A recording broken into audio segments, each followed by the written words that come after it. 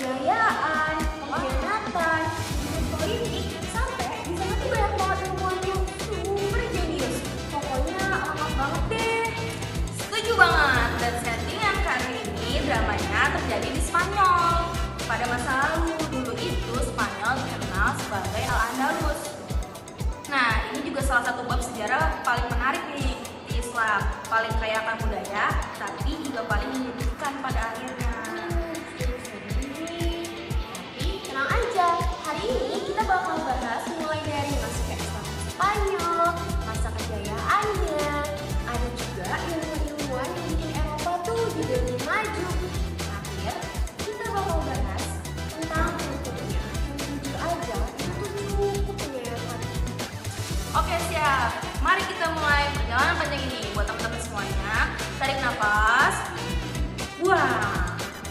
Karena ceritanya ini bakal luar biasa banget.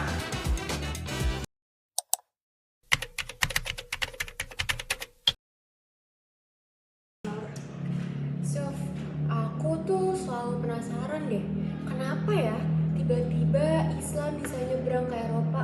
Itu kan jauh banget gak sih? Kok bisa sih Islam sampai ke Spanyol? Nah, ini menarik banget nih. Jadi kita mundur dulu ya ke tahun 711 Masehi. Saat itu Spanyol tuh masih dikuasai sama kerajaan Visigoth. Oh, Tapi Spanyolnya lagi nggak sehat, Riz. Jadi kerajaannya tuh lagi kacau lah gitu. Nah, rakyatnya tuh ditekan sama pajak tinggi, terus raja barunya tuh diperebutkan sampai terjadilah pemberontakan. oh berarti waktu itu tuh situasi politik di Spanyol lagi rawan ya? Iya, rawan banget. Terus kan ada nih kelompok bangsawan yang gak suka sama raja baru. Mereka tuh minta bantuan ke tetangganya. Siapa coba tetangganya? Siapa tuh Sof? Biar temen-temen tahu. Nah, tetangganya itu muslim di Afrika Utara. Wah, berarti itu ya kuncinya. Nah, iya. Gubernur muslim di sana namanya Musa bin Nusair. Menganalisis nih situasinya. Jadi kayak, oh ini nih ada peluang strategis nih gitu. Terus akhirnya dia ngirim pasukan kecil buat nyoba-nyoba yang dipimpin oleh jenderal muda namanya Torik bin Ziyad. Wah, Tariq bin Ziyad tuh yang namanya diabadikan jadi Gibraltar kan? Dari kata Jabal Torik. Ya, bener banget. Disitulah akhirnya ceritanya dimulai. Pasukan Torik itu menang dalam beberapa pertempuran, termasuk yang mengalahkan Raja Roderick. Nah, dalam beberapa tahun, wilayah Spanyol akhirnya jatuh satu persatu. Cepet banget ya berarti pengaruhnya. Kayak efek domino gitu ya, Sof? Iya, jadi walaupun cepat, wilayahnya tapi belum stabil. Muslim yang datang tuh masih campuran, ada yang Arab, ada yang Berber. Kadang mereka tuh nggak kompak gitu.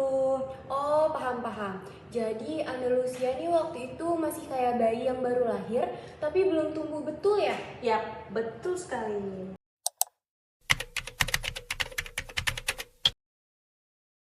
Nah, lalu muncullah tokoh yang menurut aku nih Sof paling dramatis banget deh. Siapa lagi kalau bukan Abdurrahman Ad-Dakhil.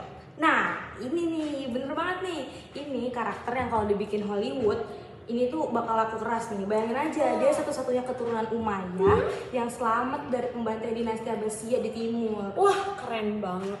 Dia pasti kabur berbulan-bulan ya? Iya, dia tuh kabur berbulan-bulan, sembunyi dari rumah ke rumah, menyeberangi sungai, hampir dibunuh dia berkali-kali. Terus dia lari sampai ke Afrika Utara. Jauh banget. Setelah itu dia nyebrang ke Andalusia dan dia malah jadi pemimpin di sana.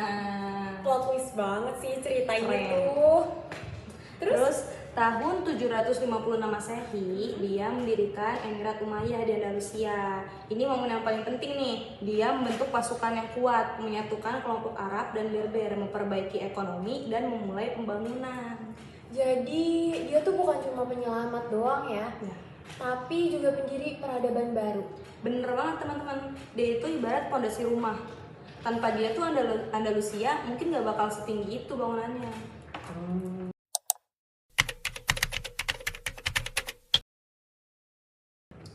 Sekarang kita lanjut nih ke generasi berikutnya. Dari Abdurrahman I dilanjut sama keturunannya sampai muncul penguasa besar yang namanya tuh terkenal banget. Kira-kira ada yang tahu nggak namanya siapa? Tahu nggak, Suf? Siapa? Siapa ya? Nah, kalian harus catat ya. Namanya tuh Abdurrahman III. Nah, dia itu orang yang luar biasa banget teman-teman.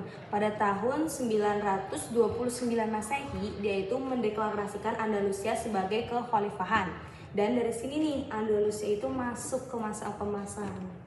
Wah, coba dong Suf ceritain biar pendengar jadi kebayang nih betapa kerennya Cordoba waktu itu.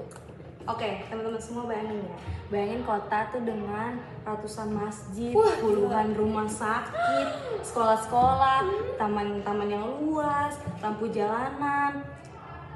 Sementara sebagian Eropa itu masih gelap gulita. Jadi kan lampu jalanan itu jadi wah penerang banget Jadi nih. istimewa banget ya berarti. Banget dong, terus perpustakaan yang isinya ratusan ribu buku banyaknya. Keren kan? Aku bahkan ya Suf pernah baca rumah biasa di Cordoba tuh waktu itu udah punya kamar mandi pribadi loh. Padahal di Eropa waktu itu ya mandi sebulan sekali tuh udah bagus banget. Berarti Islam di Eropa waktu itu keren banget gak sih Suf? Nah, itu dia. Andalusia tuh bener-bener gabungan antara ilmu, seni, perencanaan kota-kota tingkat. Keren banget deh pokoknya.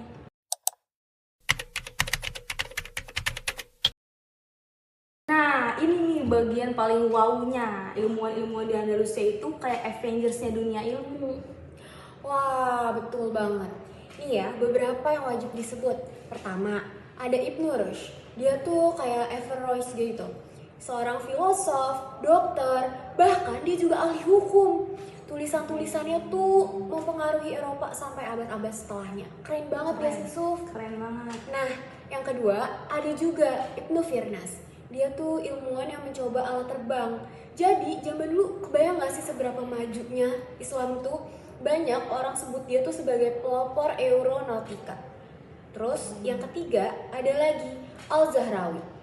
Al-Zahrawi tuh kita bisa sebut sebagai bapak bedah modern.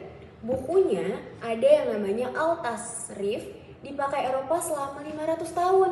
Berarti pengetahuan dia maju banget gak sih? Keren banget dia. Terakhir, ada juga nih Ibnu Hayyan, Ibnu Bajjah, dan Ibnu Tufail. Mereka tuh filosof, ahli botani, kimia, bahkan astronomi. Iya, jadi intinya mereka tuh membuka jalan Renaissance di Eropa ya? Nah, bener banget tuh Suf. Renaissance itu salah satunya lahir dari karya-karya ilmuwan di Andalusia yang diterjemahkan ke bahasa Latin. Ya, jadi secara nggak langsung Andalusia itu ikut membangkitkan Eropa.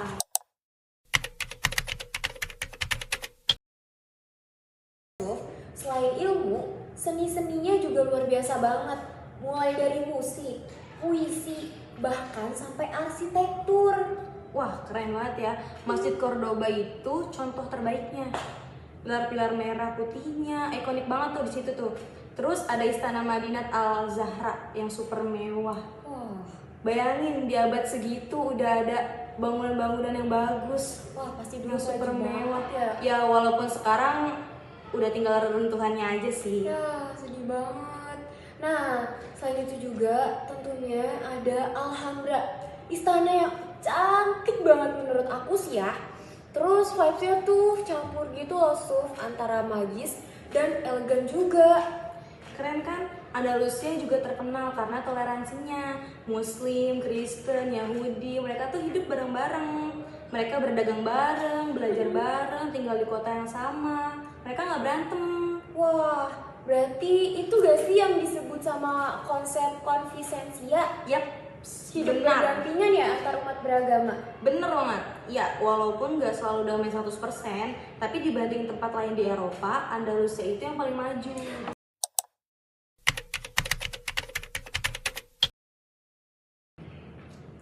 Nah, tapi sayangnya kejayaan ini tuh nggak bertahan selamanya. Oh, kasihan banget ya. Apalagi setelah kematian penguasa terkuat mereka. Muncul tuh yang namanya krisis kekuasaan, terutama setelah wafatnya Al-Hakam kedua. Oh, karena putranya masih kecil ya? Iya, bener banget tuh Suf. Ini bikin kekuasaan direbut nih sama pejabat-pejabat istana. Intrik politik tuh baru mulai nih di sini. Andalusia yang dulu stabil, sekarang jadi kacau banget. Dan akhirnya pecah jadi negara-negara kecil ya, yang disebut jadi Mulukut Taif. Betul. Ada yang di Sevilla, Granada, Valencia, Toledo, Zaragoza, dan banyak banget deh negara-negara pecahannya tuh. Bayangin sebuah negara yang super maju tiba-tiba pecah jadi ratusan mini-mini kingdom yang saling sikat. Nah masalahnya Suf, buat ngalahin kerajaan mini yang lain, mereka tuh malah nyewa tentara Kristen dari utara. Ini kan semacam memperkuat musuh kita sendiri gak sih? Iya benar. Ini tuh kayak nonton kerajaan besar yang bunuh diri pelan-pelan.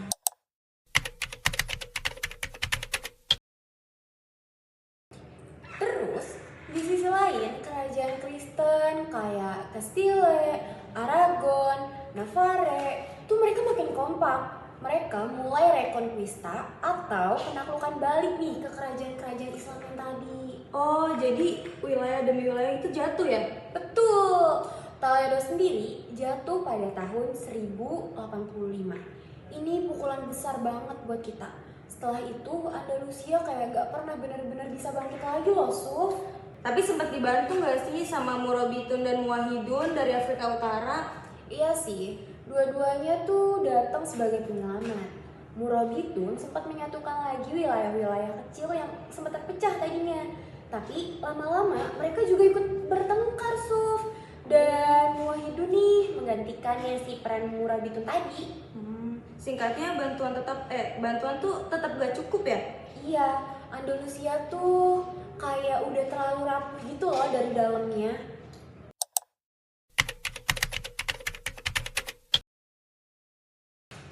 Oke teman-teman, jadi sampai akhirnya tinggal Granada doang nih yang bertahan. Granada itu ibaratnya lilin terakhir sebelum padam yang dipunya sama Andalusia nih.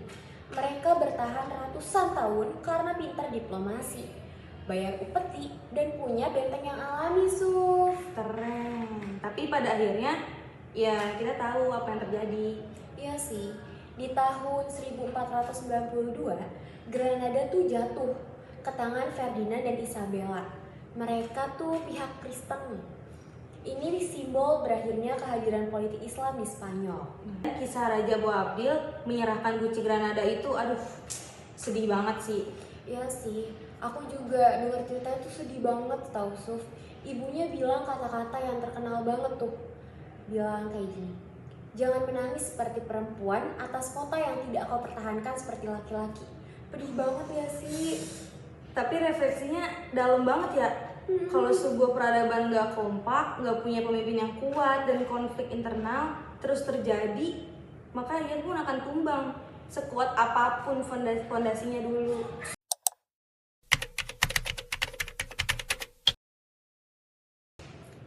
Oke teman-teman, jadi Andalusia itu punya dua sisi. Yang pertama, sisi terang.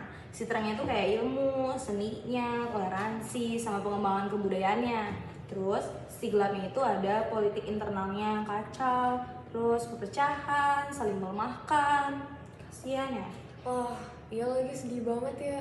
Dan dua-duanya nih ninggalin pelajaran yang besar banget buat kita saat ini ya, Suf. Setuju banget. Peradaban itu bukan cuma soal bangunan yang megah atau ilmuwan yang hebat, tapi juga soal persatuan, kebijakan politik, dan kemampuan menjaga stabilitas. Nah, dari kejayaan Andalusia ini, kita bisa belajar kalau pengetahuan tuh bisa ngangkat peradaban loh teman-teman. Dan dari keruntuhannya juga, kita belajar kalau misalnya perpecahan tuh bisa menghancurkan apa. Oke teman-teman, terakhir terima kasih banget ya buat kalian yang udah dengerin kita sampai akhir. Semoga cerita ini bisa menambah wawasan kalian dan bikin kalian makin tertarik sama sejarah. Bener banget tuh, kalau misalnya kalian suka sama konten-konten kayak gini, jangan lupa follow podcast kita ya dan share ke teman-teman kalian supaya kita bisa jadi YouTuber yang terkenal.